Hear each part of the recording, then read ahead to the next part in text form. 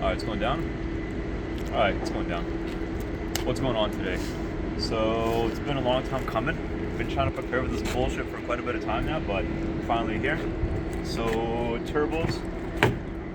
Finally getting those swapped. I think I got everything I could possibly need to do this freaking job here. So, oil, Red Bull, gaskets. We have the outlet pipes, so ARM outlets, 2-inch diameters. What's it wrapped in? Some gold foil, you know, extra flex, extra baller. Now, apparently it's supposed to help with heat deflection a little bit, so that's kind of the idea there. Apparently, if you're doing like larger turbos, it makes sense, but I'm trying to like create as less restrictions to the flow as possible, so it's kind of the idea there. So we got that going on. Back here. I got a whole lot of junk here. Oil pan gasket. So nice. That's taking place. Thank you, Dad, for picking this one up for me. Thanks, Dan. What else? VRSF Relocated Inlets. So that's also taking place. Speaking of Rob Beck, and what we're doing in here is actually RB turbos, RB2s specifically.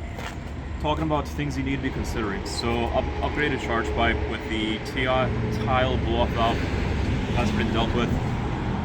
Inlets, he's talking about going with the stock location inlets, the silicone ones, VRSF, because apparently anything that's not this is going to collapse on you. So we're going relocated instead because you don't want to flex when it comes to that.